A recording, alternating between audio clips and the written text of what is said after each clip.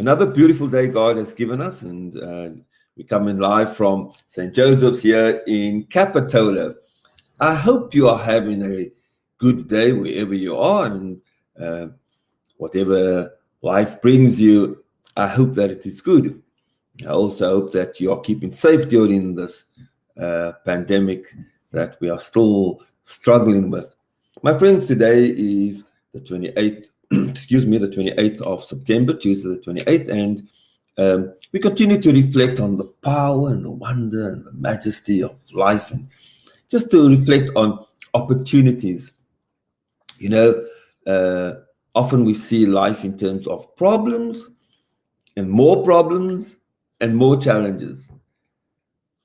But we don't have to see it that way. We can also see it in terms of opportunities. So many times we look at these wonderful, successful athletes or scientists that have found all kinds of cures, and women and men that have achieved greatness, whether it's Nobel Peace Prize or whether it is a prize for chemistry or medicine or architecture or engineering, and we're all amazed by it. But my friends, there were many, many, many times, more times than those women and men can remember, where they came across a problem, a challenge, and it didn't work. But they didn't give up.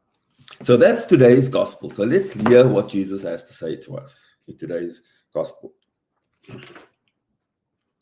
I'm reading from the gospel today, Tuesday, the 28th of September, from the gospel according to Luke. When the days for Jesus to be taken up were fulfilled, he resolutely determined to journey to Jerusalem, and he sent messengers ahead of him. On the way, they entered a Samaritan village to prepare for his reception there. But they would not welcome him, because the destination of his journey was Jerusalem.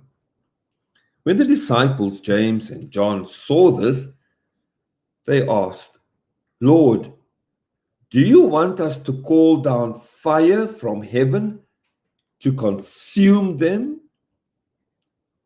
Jesus turned and rebuked them, and they journeyed to another village.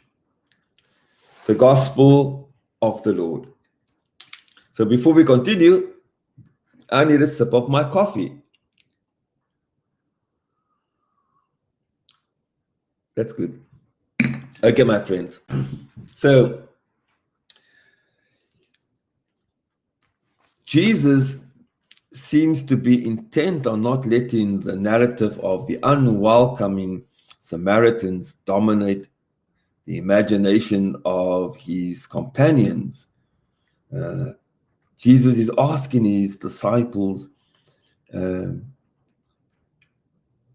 change their own hearts before they want to convert the hearts of others. So after the experience of being rejected by these Samaritans, for whatever reasons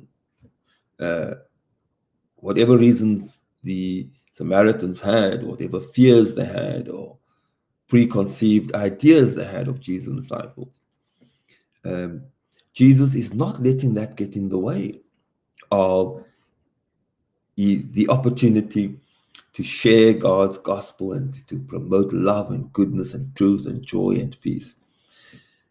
And it is soon after this rejection by the Samaritans in this village that Jesus tells the wonderful story of that great parable, the parable of the Good Samaritan, where a Jewish man is robbed and attacked and beaten up and left on the side of the road for dead, and everyone passes on the opposite side of the road, not wanting to get near or close to this man. But here comes along a Samaritan. What does he do? He stops. He attends to the man. He puts the man on his donkey. He walks with the man. He takes the man to a place, an inn, maybe could be like a motel. He takes the man there, and he asks the owner there to please take care of him. And whatever the cost is, he'll be responsible for that. He'll pay the cost. Please heal this man, feed him, clothe him, give him medication. So you can see Jesus is focused on the good. He doesn't get distracted easily. And he teaches the disciples that if one door closes, you go and knock on another door. And if that is still not opened for you, you go on to the next, and to the next, and to the next. In other words, you don't easily get distracted. It's like people, they may have a disagreement with a parishioner. Now they leave the parish. They may have a disagreement or misunderstanding with a priest. Now they leave the church. They may have, their feelings may have been hurt by what somebody said. Now they don't go to the wedding celebration, or they don't go to the funeral celebration. And they miss out on so much. Or something may happen, and for whatever reason, it doesn't work. And we dismiss everything and we stop. Or we visited a town or a city or a state or a country, and maybe the hotel receptionist or the cashier at the supermarket or a driver on the road did something that offended us. And now what do?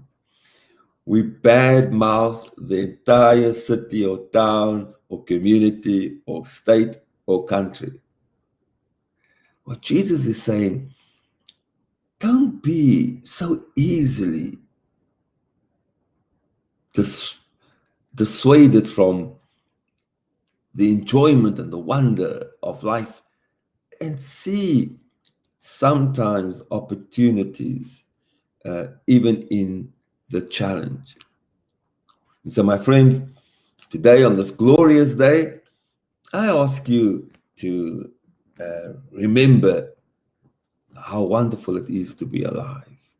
Remember how wonderful it is to breathe and to smell and to hear and to see. And also to remember to continue to be your beautiful, wonderful, optimistic, hopeful person. And just remember, we don't know what's in the hearts of others and why they may be a little short with us, or maybe they may be even a little abrupt, or whatever it is. Don't allow that to take away your joy and your happiness.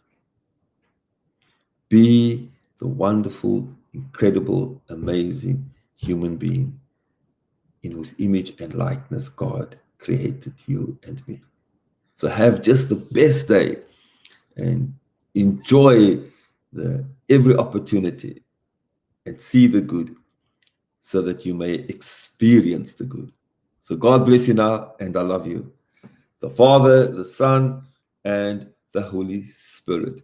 And for those of you who are watching and you haven't been on a pilgrimage yet, and you may be thinking of joining me and some parishioners of St. Joseph's going next year to Poland to see the birthplace of John Paul II, St. Faustina, please call the office or get hold of 206 Tours, 206 Tours, or you call the office here at St. Joseph's. So God bless you now. I love you. Bye. Have a great day.